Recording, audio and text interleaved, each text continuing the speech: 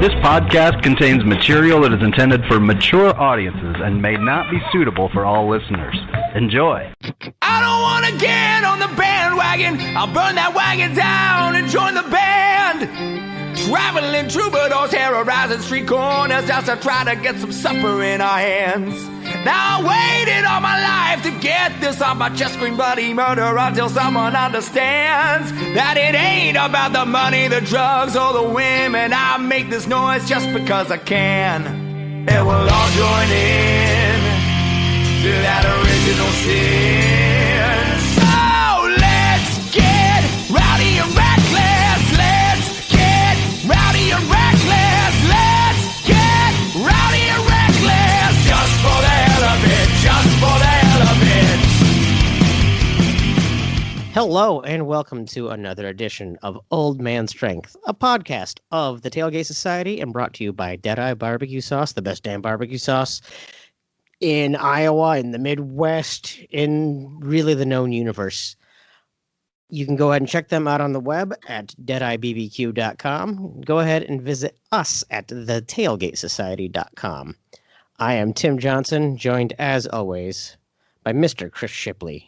Chris, how are we doing tonight? Doing great. Much less anxiety this week than I had last week. I'll give everybody two guesses as to why.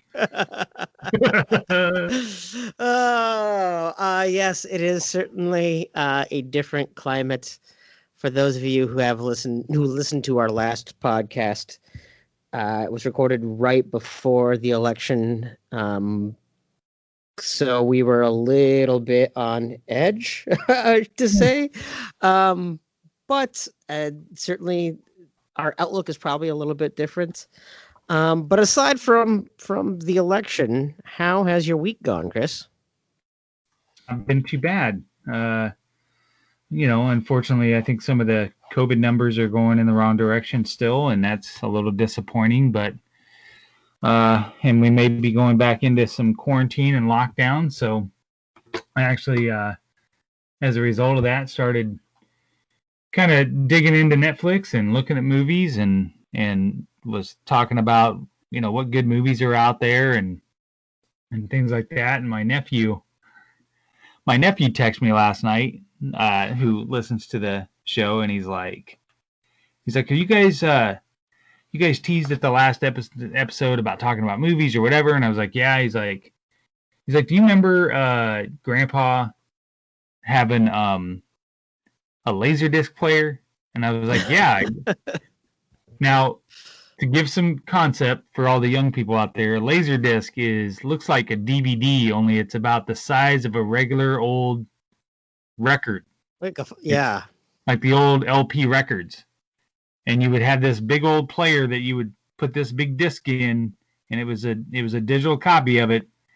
But the movie was so big that you had to stop and flip the disc over and play from the other side. It was all of the convenience of a CD with all of the hassle of a record. Absolutely. Right. So my nephew said he was staying at Grandma and Grandpa's house, and he found this movie called Airplane, the old classic Airplane movie.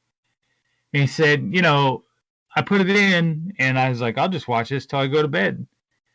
But for those that remember, they used to, when it got to the end of the disc, it would just pause on whatever scene it was on and just pause there and stop. And then you'd have to flip the disc over. Mm-hmm. They said he fell asleep, unbeknownst to him that in that movie on the pause was the scene where the girl's shirt flies open and her big boobs are just hanging out. So he said, next morning, Grandma comes walking down the stairs.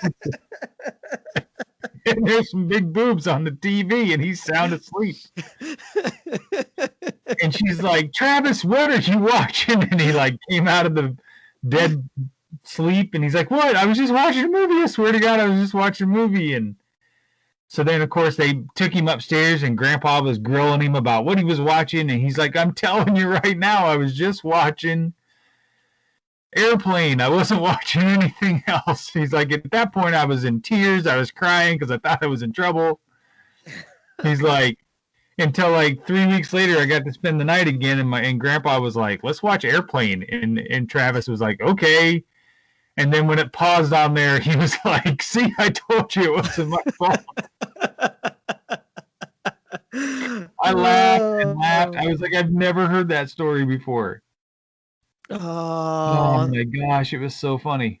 That is awesome. I had Airplane on VHS as a youngin. I eventually got it on DVD. While I did have a Laserdisc player, I don't think I ever had Airplane on Laserdisc. So I can't say that I can relate to that, but that is pretty fantastic. I can certainly relate to the idea of whenever there was, 'cause it seemed like there were a lot more like gratuitous sex scenes in movies than they are now. They've gotten a little bit more artful about it, but watching a sex scene with your parents, or God forbid your grandparents, that would be plenty awkward for sure. Right. We were watching, Stacy and I were watching Fargo last night. Typically, our evenings are spent watching Survivor reruns because I'm obsessed that I could totally win that show. So, but I said, let's just do something. I said, have you ever seen this? She's like, I think I've seen a little bit of it every once in a while. So we watched Fargo last night. And to your point, it's a phenomenal movie. Mm-hmm. But there's like one scene where he just picks up this chick and they do it, and her boobs are bouncing around for like 10 seconds of the screen, and then that's right before that guy busts in the door and then beats the crap out of him, that the guy that's working at the dealership that set it all up. Anyways, and I'm like, we totally could have had this movie and not had to have seen that. I mean, not that I was complaining, but again, that was a scene that I was like, we totally could have had this movie and there'd have been no reason to show that. Yeah. Oh yeah, absolutely. Not that I'm a prude. I'm just saying it goes to your point that there's a lot more gratuitous, just useless sex scenes in those that don't really bring anything to the plot. Yeah, well, and it's funny too because this was from the time where they were making a whole bunch of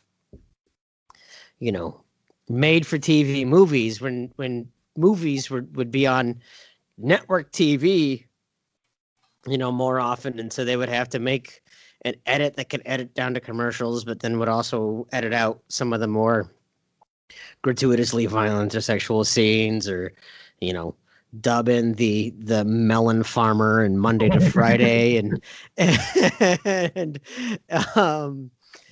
all of that. Yippee-ki-yay, Mother Nature. But you know how they do that though? Like, I just found this out today, believe it or not. I was at my accountant's office. He was helping me fill out Caitlin's yearly FAFSA stuff because I don't have any freaking idea how to fill that stuff out. Oh, sure. It usually takes about 15 minutes, but we end up talking for like an hour. But he was telling me that his brother-in-law used to work for TV and radio and whatever, and that his brother would like take movies, and if they knew that, say, a game overran by like a half an hour or whatever, and then the movie was going to be on after that on a TV station or on a network, they would run this through like this software emulator, and it would literally, like, if there was a non-talking scene that maybe wasn't super important to the plot, it would automatically just remove that and cut it so that time frame would still fit in the remaining time that they had, because they weren't going to cut any commercials, of course. Yeah. So, but that's how they would trim those. That's how they trim those movies. And I was like, really? He's like, yeah. So, like, if there's a scene there where a guy is just standing on a bridge and maybe he's off in thought, looking across the bridge for 40 or 45 seconds, contemplating, they'll cut that out because it's not really a talked scene that is super important to the movie or whatever. But the software does all of it. Well, shoot, how the hell would you do a movie like Castaway? You'd whittle that down to like 45 seconds. Right? The whole time on the ocean or on the island would have been cut off. Yeah. Shoot, that's the second Castaway reference in as many podcasts. We got to think about new movies. Um, yeah, no, that's interesting. I did not know that. But I mean, I suppose it makes sense, especially like you said, for the whole a game running long or whatever. You have the infamous Heidi incident where they started a movie instead of letting the game go to overtime, and you know how that kind of changed everything for network TV. But man, I don't know. Honestly, I spend so much time streaming. I don't really watch a whole lot of network TV anyway. But I don't think, you have your ABC Sunday movie of the week or anything like that anymore. I remember watching a lot more R-rated movies made PG for the sake of showing on network TV. Um, Airplane is probably one of those that would have been trickier to do that, just because so many of the jokes would get lost anyway. But Mm-hmm. yeah, I don't know. Yeah. Well, network TV is not necessarily. I don't. There's very few shows on network TV I watch anymore. And I guess if you want to be honest, they don't really have to come up with any new ideas because they're just remaking shit over and over again anyway. So, I mean, most of the time they just take a TV show and turn it into a movie, which is a terrible idea. Oh, for sure. And you have a lot of these TV. I mean, how many things have we seen? They redid Hawaii 5-0 here within the last decade or so. They've brought back different versions of something like 90210. And a whole host of these ideas. First of all, some of these shows that weren't that good the first time around. So I don't know why they needed it to go ahead and make them. Magnum PI. I hated that show as a kid. You hated Magnum PI? Couldn't watch it. Didn't like the stuffy, smart aleck British guy. I didn't like him. I gotta tell you, I was such a big Tom Selleck fan. There's no way I wasn't going to. Hey, to this day, I will still rock a Hawaiian shirt and short shorts if I have to.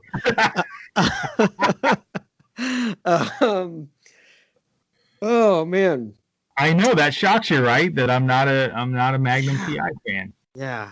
I was more of a Remington Steel guy. Oh, Remington Steel. They haven't tried to remake that, have they? No, they haven't. No. Good. I think that's one that you just kind of have to leave alone. I mean, there's some of them I'm surprised they haven't tried to remake, but I'm glad that's one that they've left alone. And then when they turn them into movies, so the TV shows have become movies. Because, at that point, if you're a fan of the show, you're envisioning in your head, well, this guy would play this guy, and this guy would be perfect here and whatever. And I can't think of one that they did a good job where I was, like, satisfied. Right? Yeah, I mean, most of them, when they try to do them, I guess that I can think of, Dukes of Hazzard, Starsky and Hutch, they tried to make them a little bit campy or send-ups. I guess, I don't know. Do you have something in mind where they actually tried to do a legitimate execution of a TV show as a movie? Well, I think the A-Team was probably a legitimate shot. Oh, yeah. No, that's true. But Yeah, and that was, growing up, that was appointment TV for me. I had to watch the A-Team. It was great. But it was, well, I mean, first of all, the dude they got to play B.A. Baracus, the MMA fighter, you can't, that guy was terrible. Rampage Jackson. Quentin Rampage Jackson. Yeah. Yeah, and he had just gotten arrested for like leading cops in a high-speed chase too. Yeah. But yeah, man, he was nothing like B.A. Baracus. I'm with you, man. I had an A-Team lunchbox as a kid, the B.A. Baracus thermos. I think my mom, that was a show she didn't mind me watching because no one ever got killed on the A-Team and they all got shot with like rubber bullets and whatever. Yeah, they were terrible shots. For a crack Green Beret outfit, they were terrible shots. Yeah, right.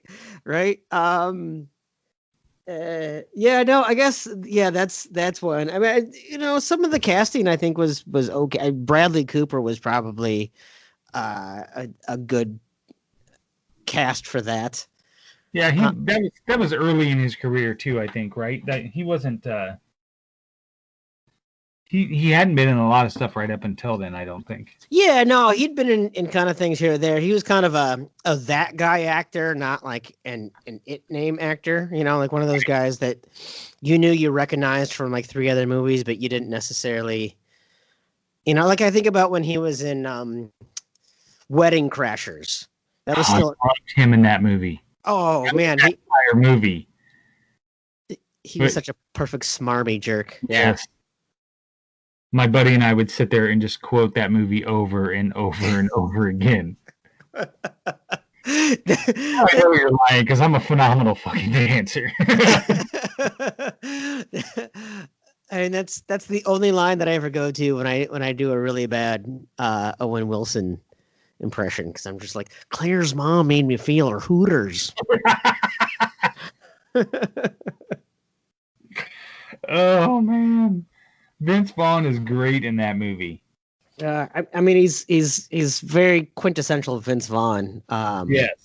I'm not going to necessarily say that Vince Vaughn is known for his stellar range, but what he does well. I mean, I remember in like the early 2000s, what was that movie, The Cell? It was a psychological thriller. He was not good at that, and that's when he just realized, you know what? I'm going to just play the same role I did in Swingers, and I'm going to do it again in Old School, but this time be an old, a dad that still kind of play that cocky, smart aleck, funny guy, and do it again in Wedding Crashers, and do it again in The Breakup and all the other ones. But man, hey, more power to him. He's made a career out of that one type of archetype just as good as anyone else. Yeah, no, totally. And there are some actors that do that. They do the same thing over and over and over again. It's the same character. So yeah, I guess it's a good job if you can get it. Yeah, no, absolutely. I would absolutely take that. Don't get me wrong. So 18 was bad. What's another bad remake you think that just didn't hit the mark? Even if it was just another movie that was remade. Because that's what they just recycle them back out now. Yeah, they have been doing a lot of that. I'm going to get a lot of hate for this, and I swear this is not a sexist thing. This wasn't really a remake, maybe just taking place in the same universe. I don't know how you consider it. I did not care for the new Ghostbusters, the reboot. Yeah, that's on my list. Yeah, and it's not it. It's not women. No. To me, there are certain movies that you shouldn't even be touched. Yeah, first of all, right. Ghostbusters is probably untouchable, and that's easy to say as like a nerdy white guy who grew up with that movie. Like we probably hold some things sacred that we probably don't need to hold sacred. That said, that movie, I mean, it would be like trying to remake Caddyshack. Like that, you just don't touch it, right? Yeah, yep. Yeah, you can't. And I watched a little bit of it. I also think when they remake a movie and try to use the exact same plot points, that kind of is not. I mean, if you're going to remake it, then at least come up with a new, like a reinvention, right? Yeah. To me, another one was The Longest Yard. Like, it was the exact same plot over. All they did was just plug in brand new actors. Yeah, I mean, I think we've had this conversation with Ted before, Fearless Leader Ted Flint. I want to say that he has an affinity for the newer Longest Yard, but to me, it just felt like a really just a bad attempt at modernizing the exact same movie. Yeah, and it was an excuse to have all these all-star wrestling / football players just have cameos. Yeah, right. So That's what it was. I mean, not that I didn't enjoy. I mean, as a fan and a wrestling fan and a football fan, it was neat to see some of these people in there. And surprisingly, I'll tell you who I think did a really good job in that movie was Michael Irving. Yeah, I was just gonna say the same thing. I was actually it's not surprised. a stretch that he acted as a wide receiver. I get that, but I mean, some of the scenes outside of that, he was pretty good. I thought he was certainly better than some of the other kind of sports cameos we've seen over the years, for sure. I don't know. Maybe it was all the coke. But I'm sure he was clean for that. Yeah, exactly. But no, I would agree. I think he actually did it pretty decent. But again, yeah, that is a movie that I don't think needed to be remade in any way, shape, or form. I certainly don't. It was kind of at the height of Adam Sandler, but I certainly don't know that he would have been the one that I would have cast in that role in any way, shape, or form. Not that he did a terrible job with it, but I would not ever imagine him as a former professional football player, let alone a quarterback. Yeah, right. Maybe a Julian Edelman type, maybe. Yeah, exactly. but not an all-pro quarterback. No. The other thing that I also kind of have is they always tend to bring somebody back from the original as a cameo. Oh yeah, so like Burt Reynolds. Burt Reynolds was in, as a cameo, and I just was like, I'm not super thrilled with that. And Dan Aykroyd was in Ghostbusters, right? Yeah. Yeah. He was. Yeah. Which I get they're making a nod to the old. I suppose one franchise that I don't think brought back any of the originals was Ocean's 11. I think that remake, I don't think they brought back any of the original Rat Packers that were in that one. No. And speaking of that one, they made an homage to him in the third one when they said you shook Frank Sinatra's hand. Yeah, you should know better. So that was more of an homage to him. But that's actually on my list as one of the ones that I enjoyed. Mm-hmm. Now, granted, the original Ocean's 11 was mid 60s, I think. I don't, late 50s maybe. But I loved the Brad Pitt, George Clooney Ocean's trilogy. Not so much 12. I didn't care for 12. But I think I like him. Yeah, I mean, I think you're onto something about the amount of time that has passed, right? To go 40 years in the past as opposed to 25 years in the past, I think is certainly, there's something to be said. Certainly a casino heist movie in the 60s and the technology that they had for security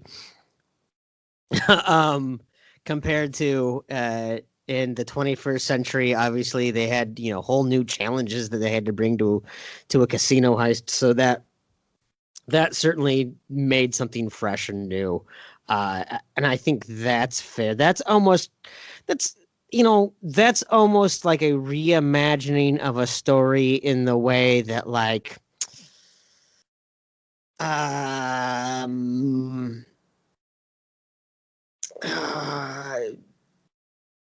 Cruel Intentions was a retelling of Dangerous Liaisons, right? I think that's maybe because you're bringing a whole new twist, you're bringing it into kind of a whole new era. I guess some of these other ones, I don't know that I really saw. I mean, even The Longest Yard, right? There was probably 35 years between the two of them or whatever. I don't know that I saw a whole lot of attempts to bring it into modern day, other than the car chase on live national TV at the very beginning of that movie. Right. Otherwise, like you said, they were basically just telling the same story. It was, yeah, and they used the same character names, I think, in that one or whatever. At least in the remake of Ocean's 11, they didn't. I mean, other than Danny Ocean, Yeah. The rest of it was all to me an original story. Now I went and watched the original one after this one came out, and I don't remember a lot about it, but I really liked in the updated ones how much back and forth there was, and just inside dialogue between the characters, like they knew what was going on and they were talking to themselves and keeping the audience a little out of the conversation, kind of a deal, you know what I mean? Like they had an inside joke and they weren't letting the audience in on it and things like that. So those things were super cool. And I don't think there was a bad cast in that either. I don't think there was one person that was maybe miscast in that movie. No, that one was probably really, really perfectly cast. Just I think the neat thing about that is that they took the ethos of the original, which was kind of the height of the cool, and they carried that over as well. You had, that type of just general palette in the newer one. So, I thought that was nice. I don't know, any other movies or any other TV shows that you've seen some remakes of that you're just frustrated watching? Well, let's talk about. So I knew it dawned on me at some point that I started raising my kids incorrectly when Caitlin told me that she really thought the new Karate Kid with Jaden Smith and oh geez, the guy, what's the other guy's name? Man, I'm getting old. See, this is what happens. You get old and you I gotta look. Why can't I remember his name? I'm going to be honest. I did not watch a minute of the Karate Kid, the new one, because that was such a huge franchise for me as a kid. All three of them. And I'm leaving them at that. I'm not kind of considering the new stuff. Plus, I don't know. I get kind of challenged by Jaden Smith making these movies through, I don't know. Jackie Chan was. Oh, Jackie Chan, yeah. Which I like Jackie Chan. Oh, yeah, absolutely. First of all, I'm pretty sure I don't know, maybe somebody will be like, no, you're an idiot, but I'm pretty sure he taught him Kung Fu, and they named the movie Karate Kid. That's my first problem with it. I don't know. I took judo as a kid, so I don't know. I can't answer but that. I hated that movie. I hated the remake. I hated that they even touched it. It was terrible. And Karate Kid, the original one, is like another one of those that I'm just, it's hard to touch, very hard to touch, which is part of the reason why I absolutely love Cobra Kai on the YouTube, well, now it's on Netflix. Yeah. I literally binge watched seasons 1 and 2 on that. It totally took me right back to my childhood and to that genre. Oh, it was perfect. So now they lost me a little bit on season 2. They got a little too, I don't know. On season 1, they towed the line between, giving reference to the old show and admitting that there's a little bit of kind of camp and cheese to some of that when you look at it, this much later. But there's also, it was still done really kind of smartly. I thought some of the things in season 2 kind of got a little over the top. I don't know. I do like that they brought back Kreese. I thought that was a nice surprise on there. But I really like how they've told the story. You saw you saw all of the Karate Kid through Daniel's lens, and now you get to see it through Johnny's lens, and you're understanding that Johnny's life wasn't as rosy as it was made out to be. He was, he was supposed to be the privileged rich kid in the Karate Kid movies. Now you're seeing that, his upbringing wasn't perfect, and his relationship with his parents was terrible, and he felt like he was the victim. He felt like he was being sucker punched or whatever. Which there's a whole little YouTube video of that out there. Have you ever seen that? Yeah. Where it's all spliced together, that it totally makes it believable that Daniel's the asshole and the jerk, and Johnny's not. Which there's a little bit to that, right? Like the scene where he dumps all the water in a Halloween party. I mean, at that point, yeah, it was over. Yeah. And FYI, there were times when I was a kid where I got my ass kicked. I didn't go looking for it. Like yeah, no, absolutely. Absolutely. Well, yeah, I mean, hey, I will go to my grave believing that Johnny Lawrence did not win the All Valley tournament. They explicitly say that you can't kick the face, and he wins the kick to the face. So, right, yeah, right. That's a plot hole for me. That's a major plot hole for me. Kicks him right in the nose, in the complete middle of the face. Like, how is that not an illegal kick? Yeah, but it's nice that I think kind of like what we're talking about with some of these things is some things are classic and timeless, and you let them, they're classic and timeless for a reason. So maybe just let them be classic and timeless for a while. And then some things it's worth re-examining. And I think Cobra Kai is a perfect example of, they're not hurting the legacy of the original. They're allowing the original to remain kind of classic and timeless, but still re-examine it with a new lens. And I think that's one of the things that you struggled with the remakes before, is that they're not looking at anything through a new lens. And this certainly does bring that. Yeah.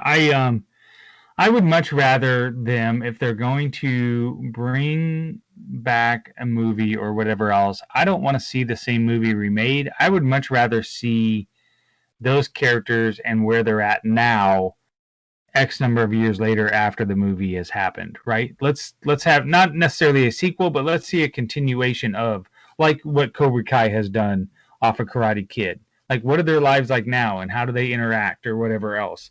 Stuff like that, I think I would be much more interested in watching than just the retread of the same movies over and over and over again, the same thing over and over again. Kind of. Go ahead. No, I was going to say, it kind of gets into this space where I think some other movie franchises or things that have lived within the same universe, you're really starting to see universe expansions more than ever. You see this in the Star Wars universe, from anything from The Mandalorian to, what other continued movies that J.J. Abrams or whoever is going to bring out.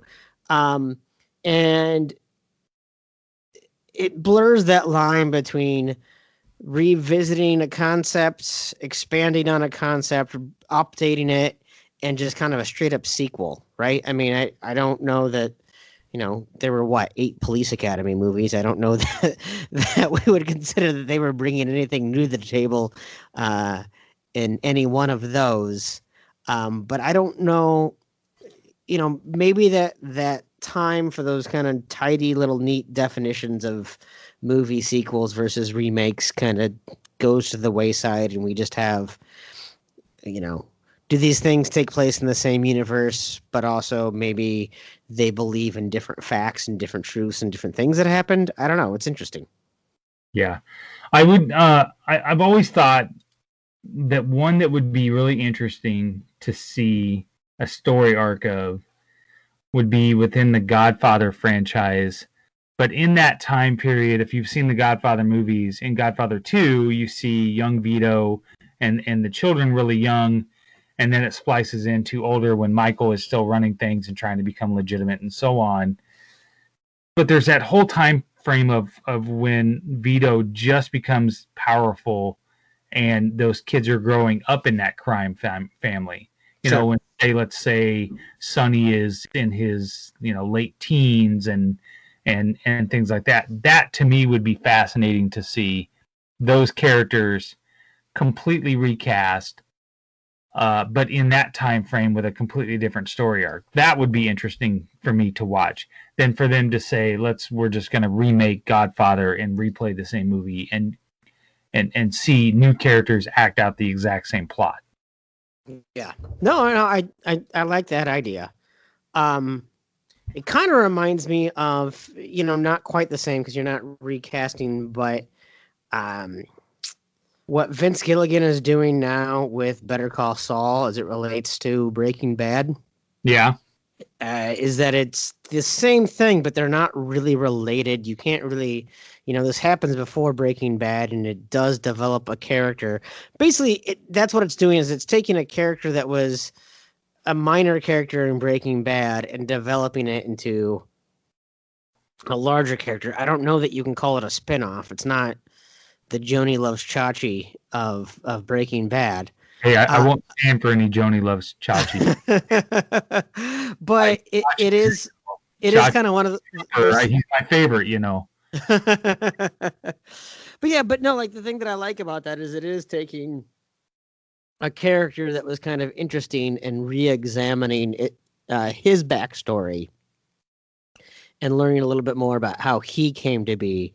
And so it's kind of what you're saying with Godfather of casting that to learn a little bit more about character development, which I think is an interesting way to kind of bridge this. Is it a sequel? Is it a remake? Is it just a reimagining of the universe? That type of thing. I don't know. It's kind of an interesting development that I think has happened a lot more recently. I loved Breaking Bad. I tend to sometimes don't get on the bandwagon until it's almost over. Mm-hmm. So I actually had not started watching Breaking Bad until I think the day after the season or the series finale ended. I was reading something on CNN about the show ending, and I knew off the top of my head that it was just some science teacher that started making meth. And I read a little bit of the synopsis, and I was like, man, where have I been for the last 7 years that I didn't watch this show? So I started streaming it right after that. And I loved it. Did the same thing with Sons of Anarchy. I think I didn't start watching that until it got into season 7. Mm-hmm. And I was like, man, how did I miss this? Why didn't I watch this show? But with Better Call Saul, I've kind of dropped off. I didn't watch it. I think I watched the first 2 episodes, and I was like, it's almost like for me, sometimes I'm like, but it's not the characters I really care about, and it's not going to have any of the people I like. So I would implore you to watch it again. It's some of the best acting on TV I have ever seen in my entire life. It does take a little bit to get going. One of the biggest strikes against Better Call Saul is that there's like 12 years in between episodes. I mean, not in the life of the characters, not in the universe of the show. It's just that for whatever reason, each season has these huge 2-year gaps. And Bob Odenkirk is going to be 20 years older than he was at the beginning of Breaking Bad, and this is supposed to predate all of that. But man, it is definitely They probably struggle to maintain an audience just because they make them wait for so long. But at the same time, in the world we live in now, where you can't trust TV ratings, a really good TV rating weekend for a show would have been a lousy rating for it 20 years ago. That's because streaming is completely taken over, and people don't watch shows one episode at a time. They binge them. That's really common. And man, I'm gonna say, go back and give Better Call Saul another watch. Bob Odenkirk is not obviously fantastic. Rhea Seehorn as Kim Wexler is one of the better characters. She is just a badass. I absolutely love her on that show. I think Mike McKeon does a really good job. as Jimmy's brother. But again, some still pretty innovative storytelling too. Some pretty kind of smart stuff. And then you get Mike from Breaking Bad starts to play a lot larger role as the series progresses, and his character development is pretty interesting too. Well, I will say it's probably not the show. It's probably more me, because I've just now written a list here of shows that I've started that I really liked that I have yet to finish because I don't know if I just get bored with it or whatever. And let's on a scale of 1 to 10, you tell me on each one of these how seriously stupid I am for not watching these, not finishing them. So obviously we've established that I'm an idiot for not even beginning Better Call Saul. So yeah, no, that's dumb. The Boys. I watched season 1 of The Boys on Amazon Prime. Have you seen this show? I have not yet. That's one I've been waiting to watch. So, I heard some critical stuff early, and then people started to kind of get tired of it. So I've been kind of waiting to see how it ages before I get into watching it. Episode 4, season 1 is probably the best episode of television I've ever seen in my life. I was jonesed for the ending. The second season came out. I've yet to start it. I just can't. I don't know why. I'm not super jazzed to watch it. And that's weird, right? Mm-hmm. Man in the High Castle. Have you seen this show? I haven't watched this one either. So do you know what this is about? Yes. Okay. So for those that may not know, the Man in the High Castle is basically Germany and Japan win the war, and they pretty much split the United States into 2 territories. And there's a film that is going out that shows actually the end of the war of the United States winning it. And the Japanese and German government are trying to find the people that are making these propaganda films. And it was amazing. I watched probably the first 3 seasons, and it's now in season 4, I think, and I just have yet to gear up to watch it. I don't know if I'm going to be more disappointed, or if somewhere in season 3 it got a little slow for me and I started to lose interest, but at that point I was physically invested, and then once the break happened I just haven't went back to it. But kind of the same deal. I just don't feel. I'll sometimes will think, oh, I should watch that, and I'll go, it's been so long since I've watched it. I don't know if I remember this, or if you know what I mean, that kind of a deal. Yeah, I mean that's a show that I couldn't tell you why I haven't watched it. The premise has always seemed interesting to me. I think it's almost that's been one where I've almost been worried that I was going to have to invest too much, and sometimes I'll look at I'm like. I only have so many shows I want to care enough about at a time. And right. so that one is always kind of, because again, the premise has always sounded really interesting to me. But no, I haven't watched it. So it very well could be that it's getting slow. I could see how that would have a hard time kind of carrying on. I can think of shows, Walking Dead did that to me. That's on my list. Yeah, Walking Dead was one of those shows where I went away from it when it got to the really bad, kind of slow, exposition stuff on the farm, and that was just a terrible season. And I'm like, I give up on it. And then I think that was season 2. Yeah. And then season 3, I kind of got, for whatever reason, I think it was just because of when it was on. TV, I started watching it again and got back into it, and then I kind of quit cold turkey when Negan showed up. So that one on your list, yeah, I'm fine with. I made it through Negan. Once Rick left, I've lost interest. To me, not that. And again, I'm familiar with. I have a passing knowledge of the graphic novels. I'm not going to pretend like I'm one of those guys that watched The Walking Dead because of the graphic novels. I mean, I knew they existed prior to the show being there, and I had a friend that was really into them, so he would talk about them all the time. I did not have a big thing like that, and I understand, what Negan was all about. But to me, part of what made Walking Dead so good was character development. And when Negan showed up, I felt like they had made the jump to just being graphic for the sake of being graphic. They were killing off all of the likable characters. And at that point, I'm like, I don't like any of these people. Why do I give two shits what happens to them? Yeah. And I think they got a little overload too when they came out with Fear of the Walking Dead. And then next thing you know, there was so much of that show on, which I thought the premise of that would be really cool to see the slow demise of civilization. Yeah. And by 3 episodes, they already had factions of people trying to kill them. And I was like, the society went to shit that fast. Like, I just say it moved too quick, and I just didn't care about any of those characters. So yeah, I gave up after about like 3 or 4 episodes of that too. Yeah. Now this last one I think might surprise you. Okay. The West Wing. I mean, first of all, yeah, watch it. That's a show I should probably go back and watch.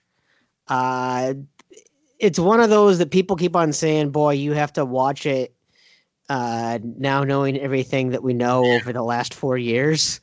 And, things come up here and there. Certainly, I would prefer to have Martin Sheen as our president. But I guess there are parts of that got a little, I don't want to say preachy, but maybe moralistic rather than just telling good stories. So I don't blame you for giving up on that. That said, I think that's a quality show beginning to end. But you know what, man? Maybe that's one of those shows, because there have been a couple of these shows I've gone back and rewatched, and I've been like, oh, either it doesn't hold up, or it got too much credit just because of what it meant at the time, and not necessarily for how genius it was. Period. So maybe that's one of those, but I don't know. No, I'll say give West Wing another shot. I'm trying. I think my problem with West Wing is, and it's sometimes the dialogue is just too much for me. Like I don't want to have to like think about what they're talking about, and they fire off so fast and quick against each other and whatever. And I get that that's the general gist of the show, because it's the White House and things are moving fast and blah blah blah blah blah. But I just, like, sometimes I need something to be dumbed down for me so I can just enjoy it and not have to think. Yeah, I mean, it's definitely an Aaron Sorkin-esque type of show, right? He probably didn't have to make it such that way. But yeah, I mean, no, I get what you're saying. It definitely kind of has his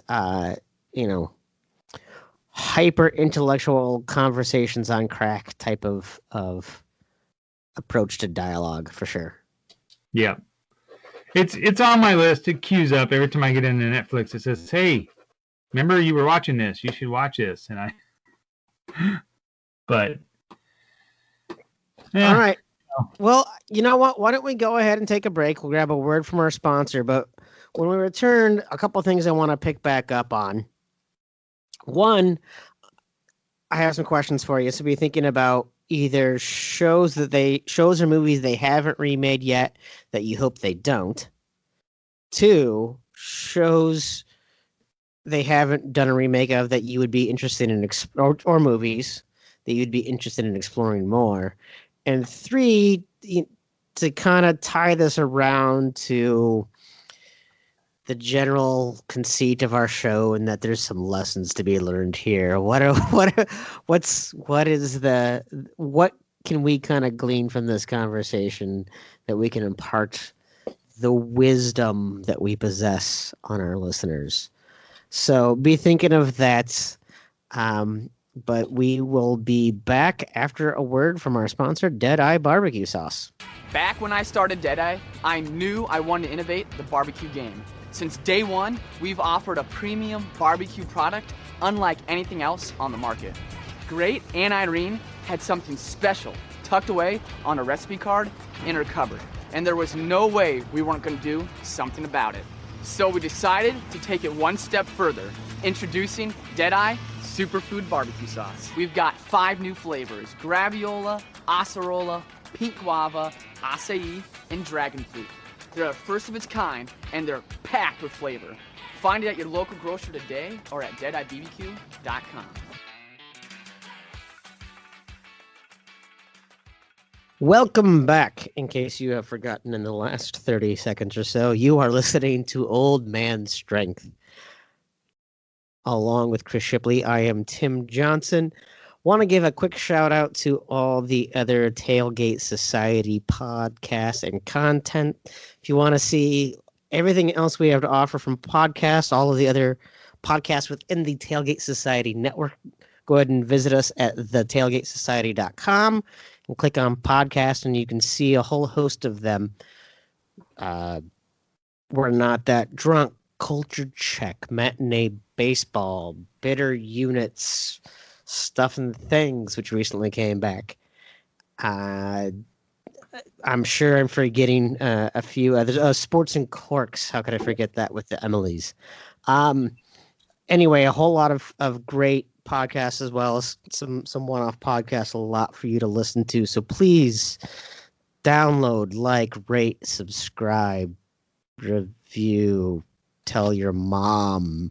However you can get the word out about the podcast, please do, as well as check out all the other great content, anything from sports to pop culture to reading a bunch of idiots arguing over what the best Thanksgiving food is. We've got all kinds of content, written content as well, on thetailgatesociety.com, so please go ahead and check us out.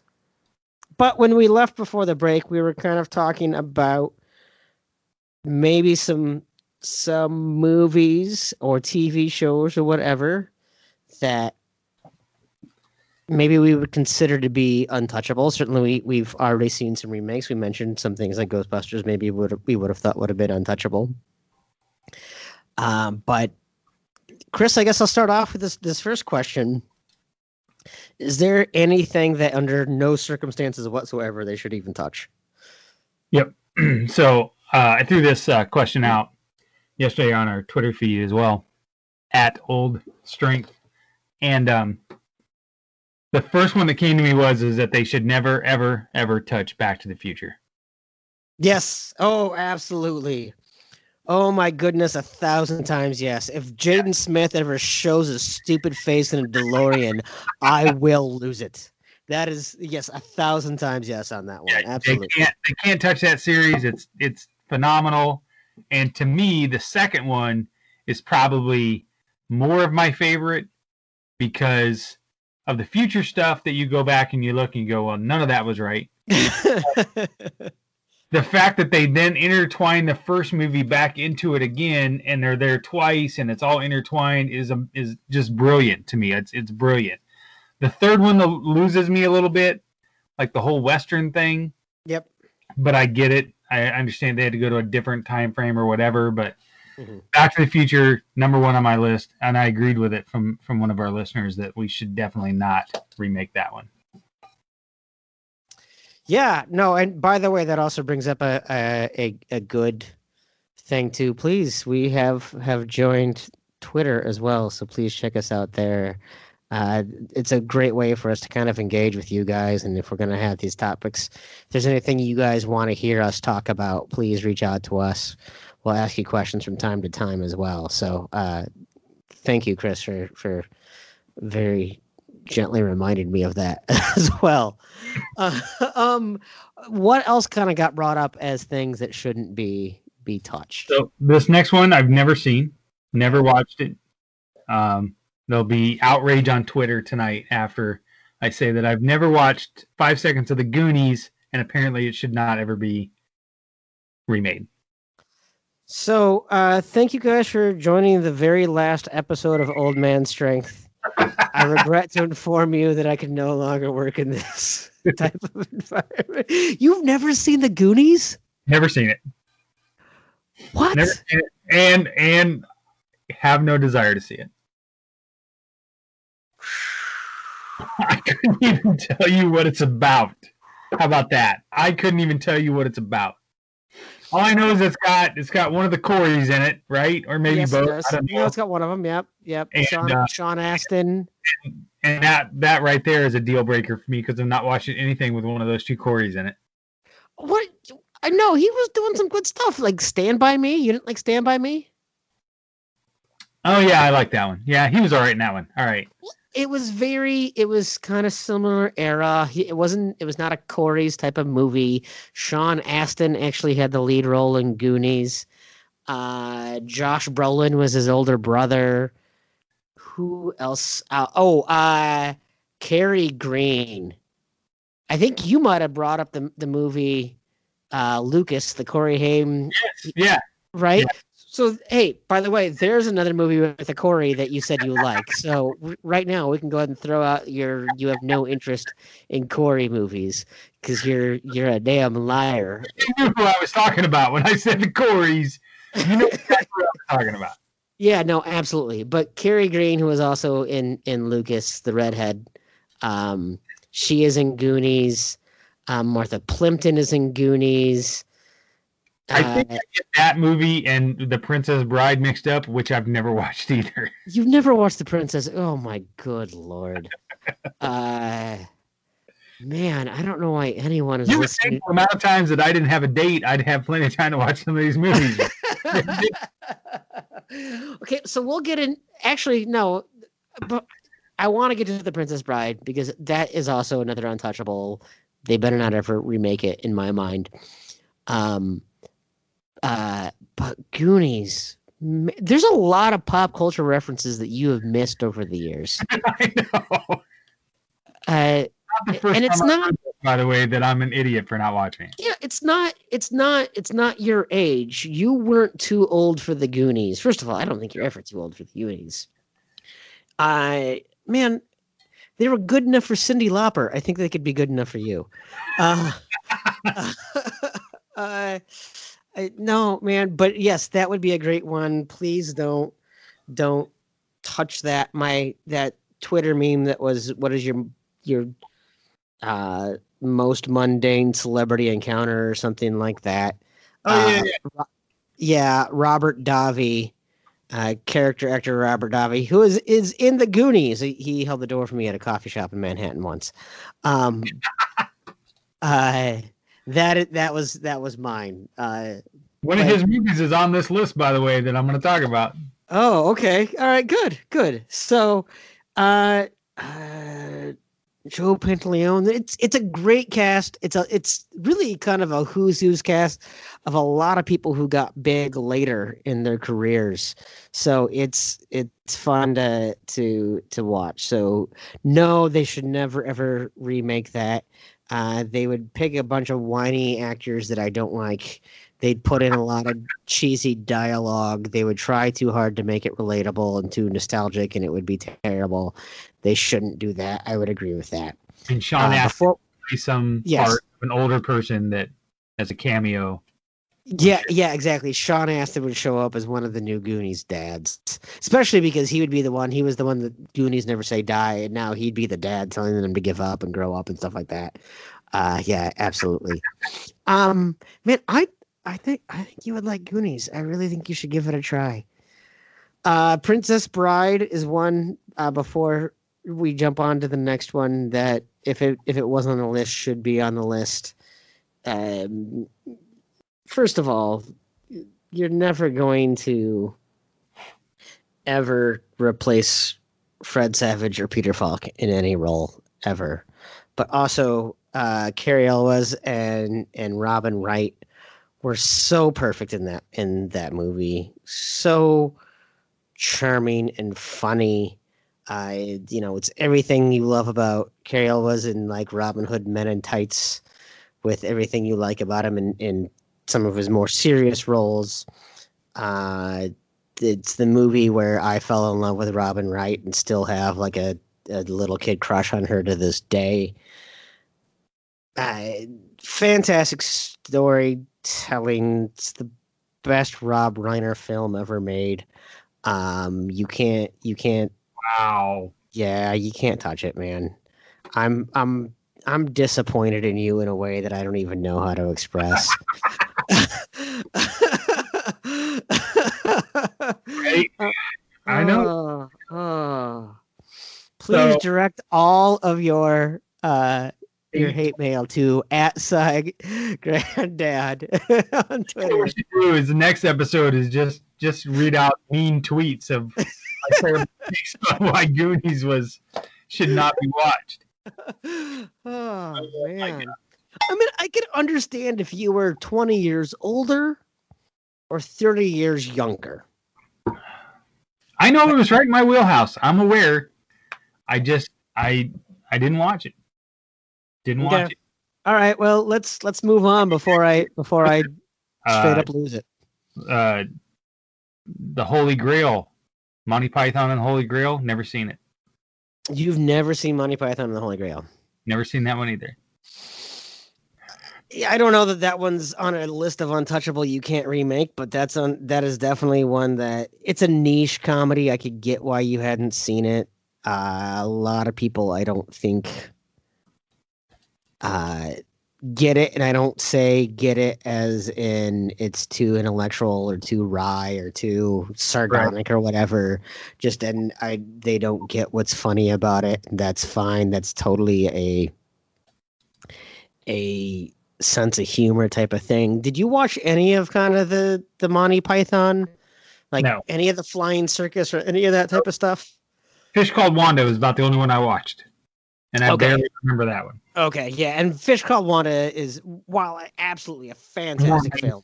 That's more mainstream, I think. Yeah, that's not kind of the absurdist comedy that Monty Python was.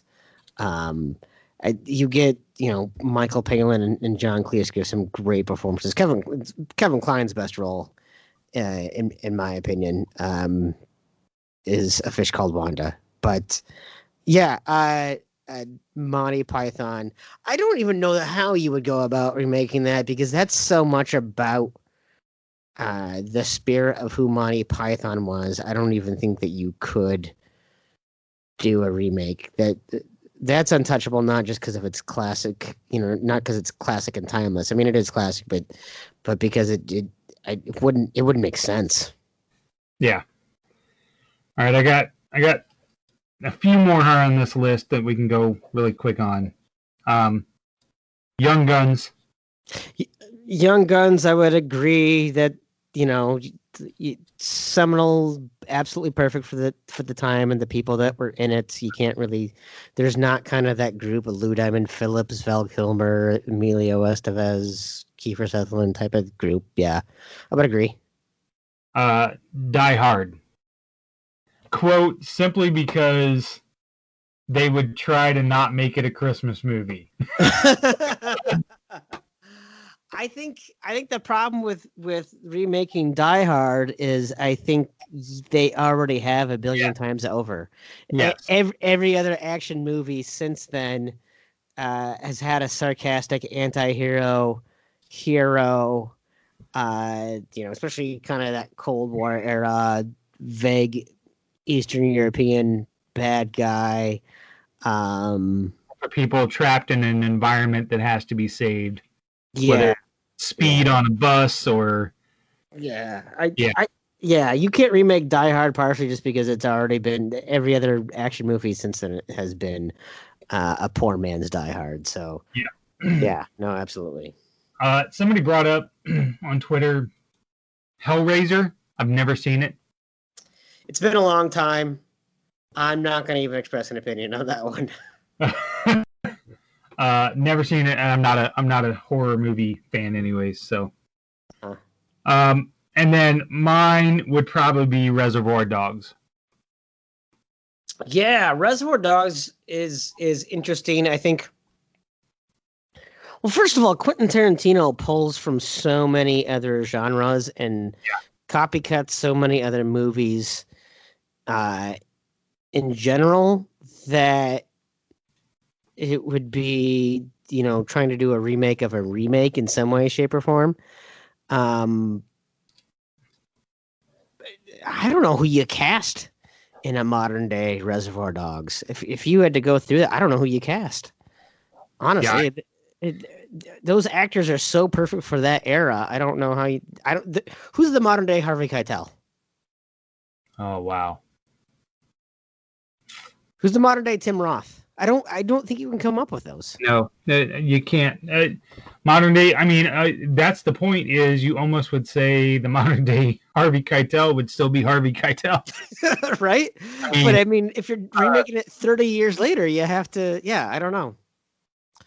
That's a hard one, boy. I always find it hard on Ted's podcast for Matinee Baseball when they do that at the very end, and they're like, okay, you're going to remake this movie. Who do you name for this? And you're like, you got to come up with something off the top of your head. And I think I always go to the same people over and over again. And whenever I go to that, so I'm like, yeah, I should probably think about that before I listen to this podcast to see what my answer is going to be. But I still say Corbin Burnson and Charlie Sheen for Major League. I mean, yeah, you can't replace those guys. Major League, that's another one I think that maybe a little formulaic, but I would hate to see them try to make a new Major League. Oh, I love Major League. I love that movie. That movie, probably the four most quotable movies for me are Major League, Tombstone, Wedding Crashers, and 40-Year-Old Virgin. And I would sit next to each other at when we worked at Wells Fargo, and we would literally just randomly just throw that shit out there all day long. We'd get off the phone and we were like, Jesus, it's like playing cards with my sister's kids or something. And also, Tombstone has the best GIFs out there as well. Like, there's not absolutely. One that I can't use for some scenario, I don't think. Yeah. Yeah, no, that's a good point. Trying to think what other ones. I had said Caddyshack earlier. I think I would hate to see. Part of that's just because that's a bygone era, right? Like golf clubs don't have caddies like they used to. I watched Meatballs this weekend. Oh my God. Yeah. Which felt like, it was just this whole thing where, this was like Meatballs and Caddyshack were kind of like this just before John Hughes. So like this pre-John Hughes where people talking about their teenage experience wasn't like talking about angst. It was just talking about like silly hijinks and, vague kind of everyman nostalgia moments. So you had summer camp with Meatballs, and you had, working as a caddy in Caddyshack, and, kind of all this kind of this over the top silliness. I think some of that would be kind of hard. I don't know what the modern day equivalent to summer camp counselor or caddy or some of those things, what those would be. That movie though, that movie type, the one that I can think of the most that is probably in that genre that's more recent, and I guess I shouldn't say it's recent, it's probably been, I don't know, 15 years, are the American Pie movies. Yeah, I suppose. Yeah. That's fair. Right. But that was to me was the re-emergence of like the teen comedy, raunchy teen comedy genre of that one. And again, the second one to me is the best one of that series. When they're trying to get the two lesbians to touch each other or whatever. Like I never laughed so hard in a movie in my life.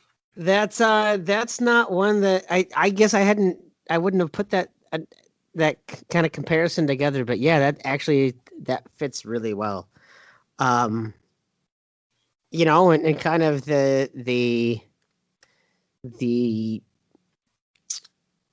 impact it had on culture at the time, right? I mean, you can never tell a story about Bandcamp without anyone. You can't Right. say the words Bandcamp without anyone bringing up that movie, right? You Yep. can't.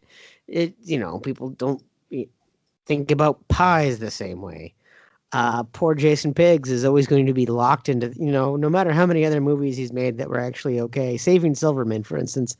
Oh my God, I love that movie. Yeah. My ex-wife hated that movie. I watched it and she hated that thing, hated it, and I loved it.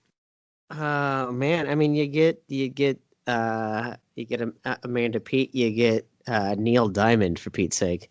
Timothy Zahn is a low-key, great comedy actor that I just think is really talented that doesn't get enough. Zahn totally does not get the love he should, for sure. Yep. Interesting. Okay, so now let's go ahead and flip this around a little bit.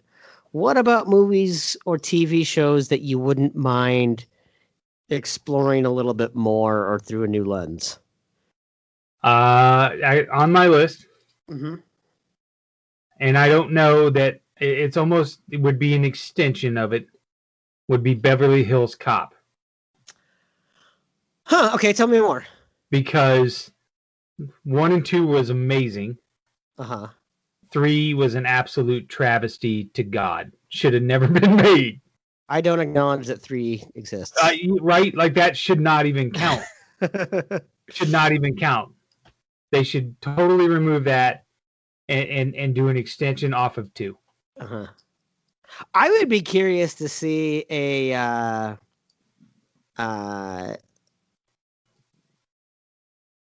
further development of like Taggart and Rosewood. Yeah. I think Taggart especially. I enjoyed Taggart's character way more than I did Rosewood. I think Internal conflict with that guy.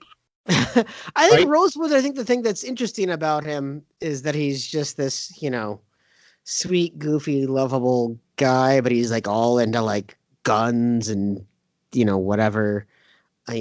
Taggart had, issues with his wife and is a kind of a complicated character. But I think it'd be interesting, especially to see the two of them play off a little bit more. Or are you thinking that Axel Foley, you're seeing him, in Detroit? What are we thinking about with this? I think it would be super cool if they almost reversed it. There's a Beverly Hills Cop, but you got Taggart and Rosewood having to come to the nitty gritty, crazy streets of Detroit. Yeah, I like that. It's kind of like the whole Crocodile Dundee swap where one took place in Australia and one took place in New York. Yeah. Okay. Boy, there's a movie that shouldn't get remade, but not because it's classic and untouchable, but just because we don't need to have, unless Paul Hogan I assume he's still alive. I don't know. Unless Paul Hogan is really in need of money. I don't know. Short of those 2 movies, those are the only ones that I know of. Well, that he's but no, I like this idea of Taggart and Rosewood going to Detroit and having, the hubcaps stolen off their car the second they get into town and that type of approach. What else? What else do you have that would be interesting to explore a little bit further? So the other one that I think would be kind of cool to do is an obscure movie called The Last Starfighter. You ever seen that? I have. I even had a Last Starfighter comic book, like a Really? little like graphic novel from it. Yeah, absolutely. That movie was super cool when I was a kid, and again, I video arcade, things like that. But the ability now to adapt that to virtual reality and VR and the technology that they have now would be super cool. I think that was the other one off the top of my head that I thought of. That would be that you could totally take today's genre and technology and so on and fit that into a movie plot. Sure. No, okay. Yeah, no, I like that. Yeah, that would be interesting. I think so much of that kind of approach has or that that style of movie has been redone and developed and improved and advanced, and all the advances in CGI and all the advances in so many other things. Yeah, I think, your point about technology improving and what we know now. Again, it's funny to see some of these things. Like, I was watching a bit of War Games the other day, and some of these movies where advanced technology from 30 years ago just looks silly now, and so it would be fun to see. I like that. I think that's a good list. There's one movie that we talked about that we haven't talked about, that I haven't decided in my mind if this is untouchable or if it would be interesting to see someone new kind of take it on.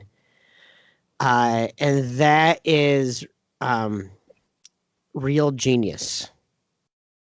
Mm. Did you watch that one? I did watch that one. Yep. Yeah. I like the implications of it's sort of like it had, some of the things that like Van Wilder pulled from Real Genius, and just that it was the older college student that is more about hijinks and pranks than he is about, getting things done. I think there was some real kind of conflict with the, the whole defense contract aspect of that I think could be updated, especially in the world of drones and drone strikes and killing. And if they had, it kind of fell along some of the same moral questions that we see faced now in modern warfare, of that it's all hands off and you're killing without seeing the enemy type of thing. I think you could have kind of some new kind of fun pranks. I don't know who I would have in that role, in that Val Kilmer role. Man, I don't know. How would it be in that movie? Supposed to be what, 18, 19? Well, I think Val Kilmer's character is probably in his early 20s. Okay. So I know that this guy is older than that, but to me that would be somebody like Zac Efron, because he still looks young enough to play that role, that age. Okay. Yeah, that's probably not a bad pick. He's got enough kind of confidence to him where he could kind of throw off that. Maybe I just don't know enough kind of young, cocky actors right now. Yeah, that's kind of my problem too. Yeah, no, I suppose that's true. But that would be an interesting one for me. I think you could do an interesting take and reimagine it. Well, here's one that everybody that I've ever talked to absolutely hates this movie. Mm-hmm.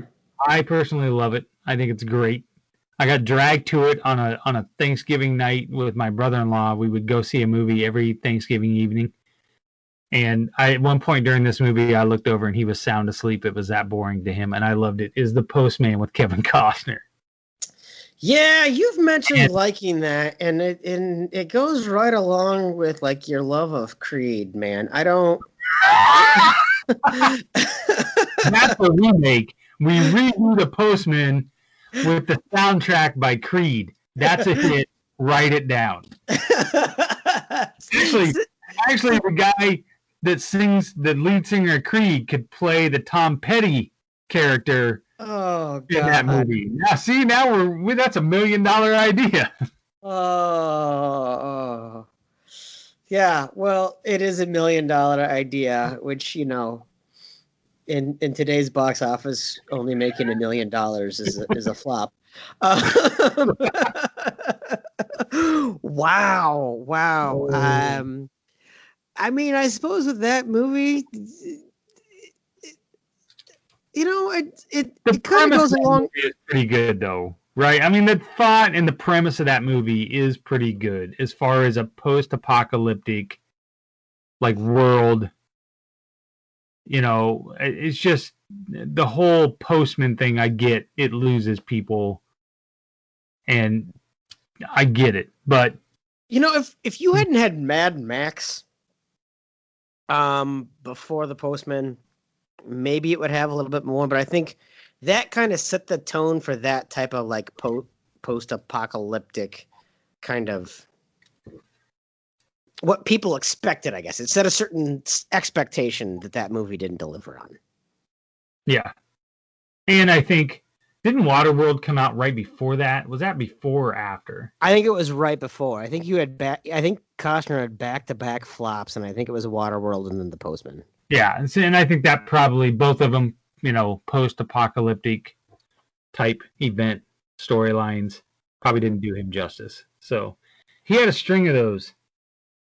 Although I stand by the fact that I thought that Wyatt Earp, his version of Wyatt Earp, is not as popular, and I like Tombstone, but Wyatt Earp tells the story better, I think. Yeah, no, I think that's fair.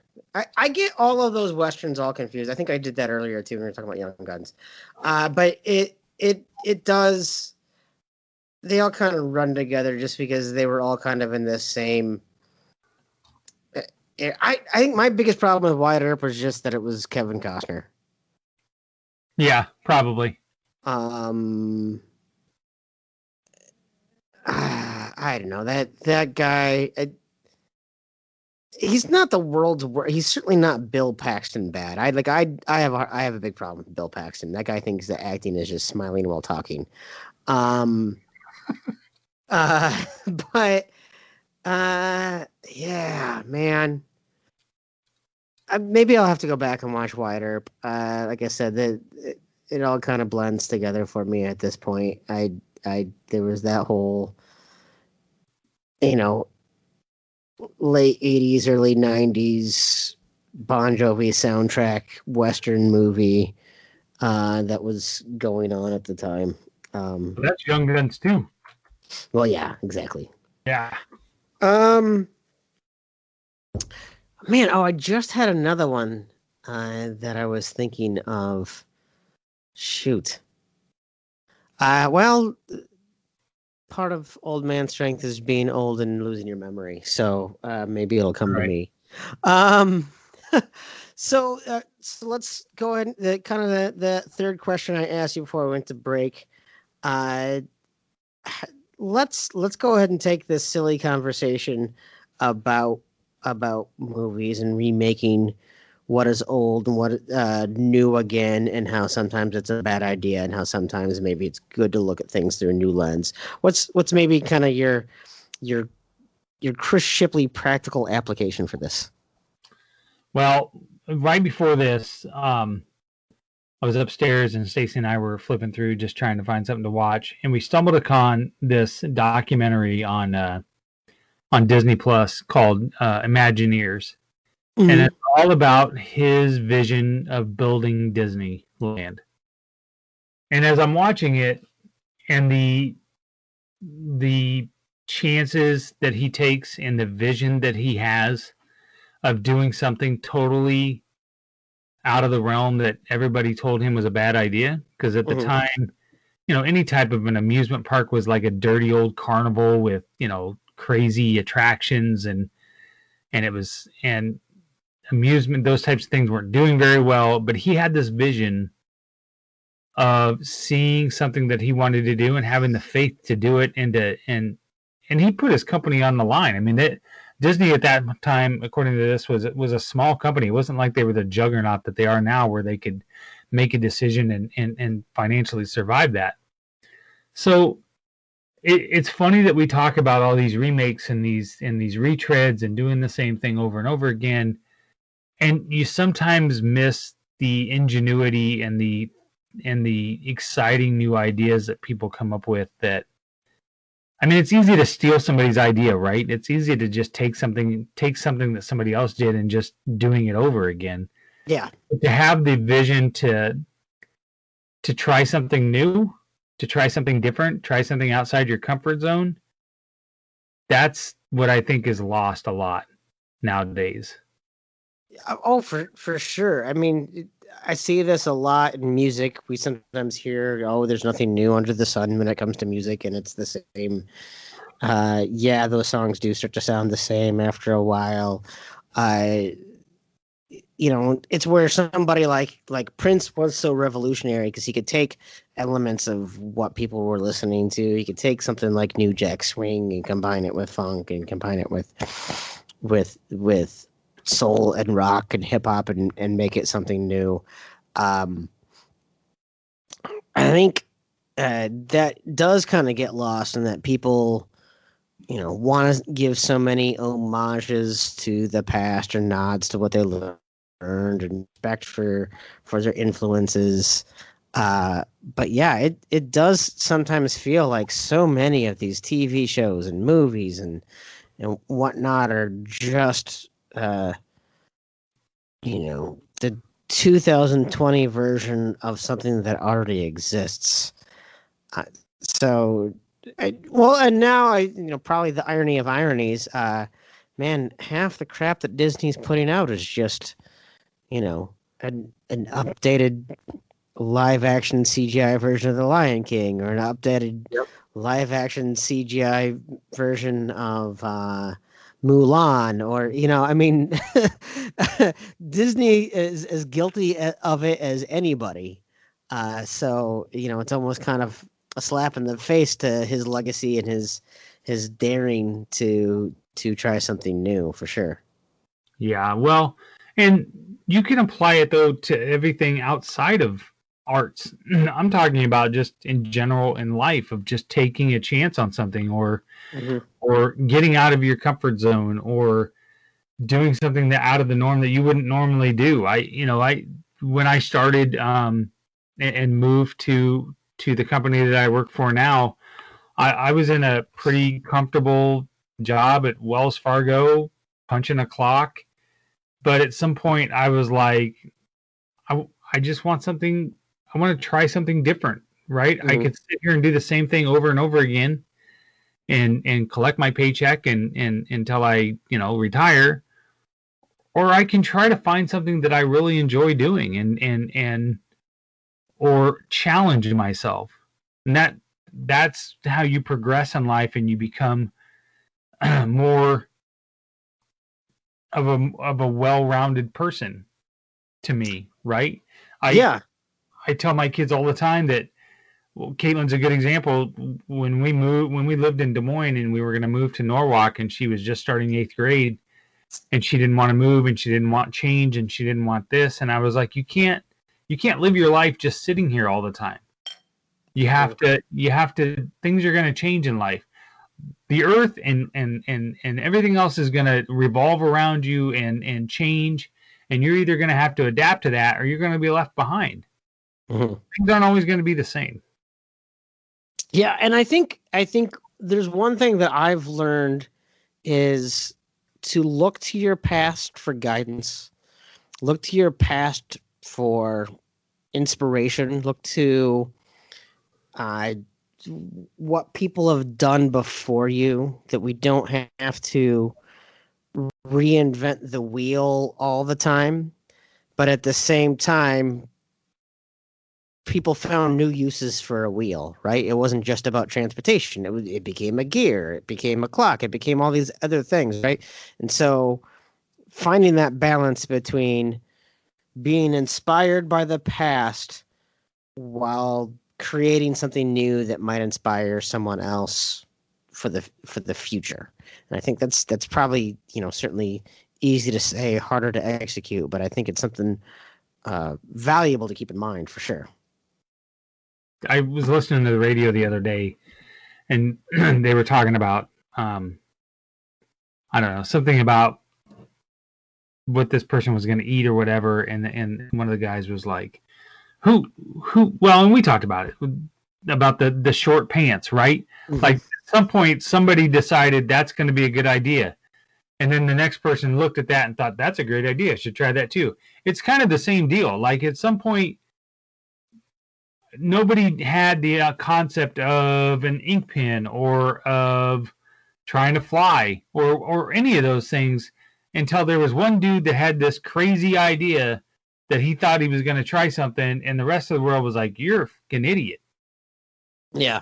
And on a smaller scale, you might in life have a decision to make and go, "Well, I could just sit here and be comfortable and not take a chance and watch the world pass me by." Mm-hmm. Yeah, I mean, don't get me wrong, it's scary, right? Doing something new is it takes a lot of fortitude, and you have to be, first of all, you have to be in an environment where you're given the freedom to fail, but you have to be willing to fail. And we will talk next time in the next episode about the many times that we have failed. Well, there's a little, that's what's known in the biz as a teaser. But we'll talk a little bit about that. But I think in order to kind of take some of the biggest steps in life, you have to be willing to take the wrong step every now and then. I've said a couple of times that one of the things that I do in my free time is some charity work, and I'll just briefly touch on this because it kind of fits into that. Every year, the organization that I'm part of does a charity auction and dinner and so on, and then we give college scholarships to kids in the Norwalk area that are based off of financial need and grades and so on, and it's $1,000 scholarship. And every year that we had done it, the head of the organization gets elected to that position every year, and then whoever's the head of that particular organization for the year runs that dinner dance, is what we call it. Mm-hmm. And new to the town, new to the organization, I think I was 2 years in when I became the leader of this thing, and I remember coming home, and I think we had raised $6,000 after expenses and everything else. We had raised like $6,000 to give 6 $1,000 scholarships, which is great. That's a lot. Mm-hmm.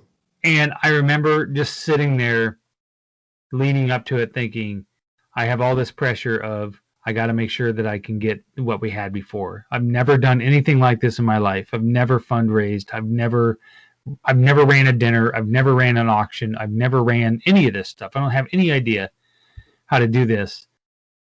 And it was a constant circle of worry leading up to it. Like I'd be like, well, what if nobody comes? But I have all this stuff. But if I have all this stuff, is it going to be enough? And what if I don't have enough dinner for the people that are going to be there? But then what happens if nobody comes? And then I do this whole circle of worry. I would sit there all night long and worry and worry and worry. And at some point I was like, fuck it. Like the train is on the track at this point. So there's not anything I can do about it. We're just go with it. We're just, And that first year I raised $15,000 after expenses. And I was like blown away that we had, I couldn't believe it. Mm-hmm. But I was so afraid to fail that I would like, well, I'm going to email this company and see if I can get a donation from this person. What's it going to hurt me if I email it? They're just going to laugh it off. They'll delete the email, but it takes me 5 seconds to send this off. Yeah. And every year since then, at that point, I was like, no, well, now I feel like I don't want to give it up, right? Yeah. Like now I want to see what I can do next year. On average, for the last 7 years, we have given anywhere from 15 to 19 $1,000 scholarships 7 years in a row. Wow, that's crazy, amazing. Right? Yeah. To the point now where it's almost an albatross around my neck. I can't get rid of it. But now with this year and COVID, I don't have any idea how we're going to do this. Right. And it's a brand new challenge.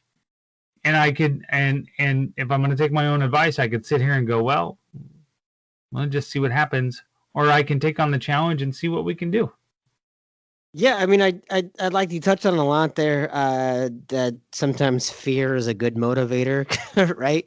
Yep. I think and there's also maybe a concern about the complacency that comes with confidence, so that you have to always kind of be challenging yourself to be doing great things, but you also have to be kind of rolling with the punches. I think 2020 has taught a lot of people that,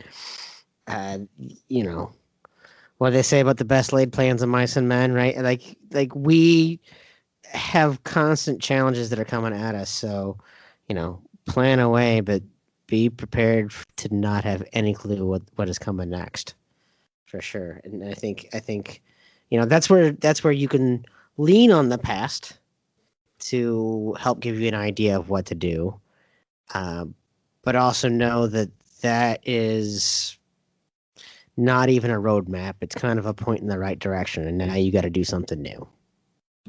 Yep. Completely agree. Well, in that spirit, Chris, one thing that I will challenge you, something new that I would like you to do this week, is watch Goonies.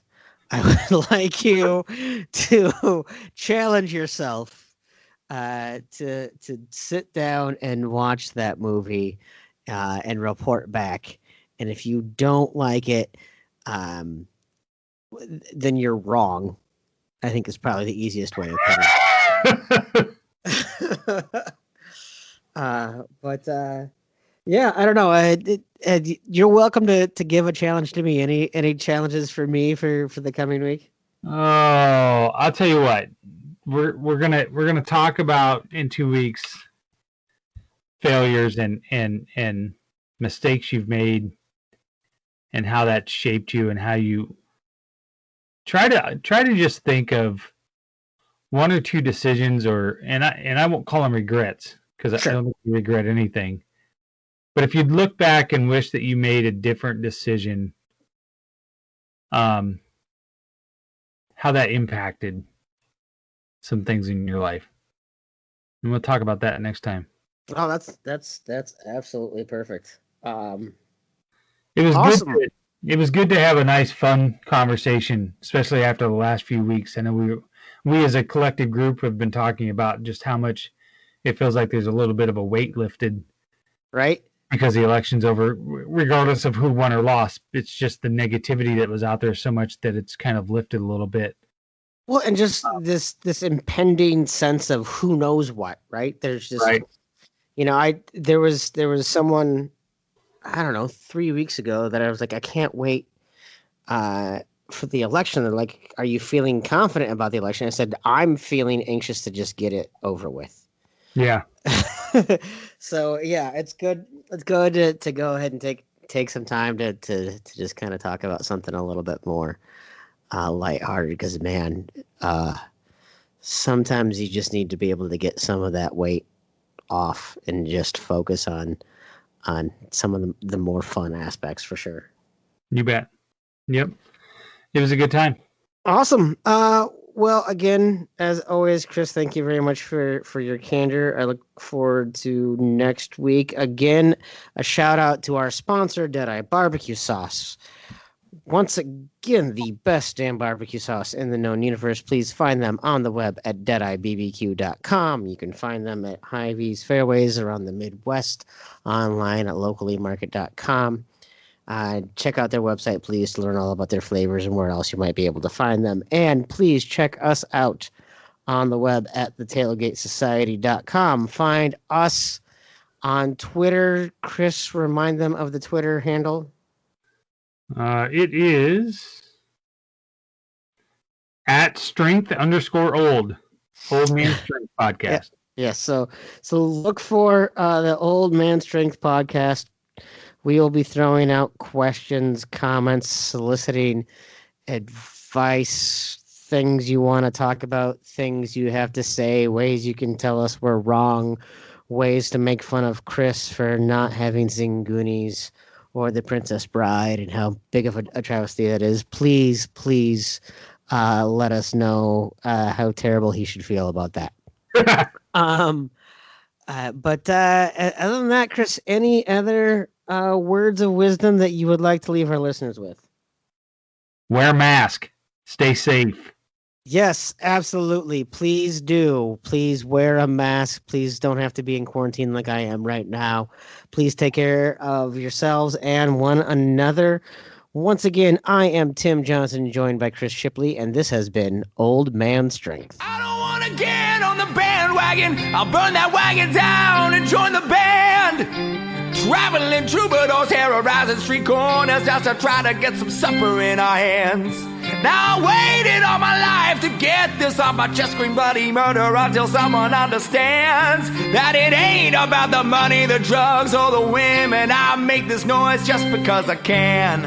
And we'll all join in to that original sin.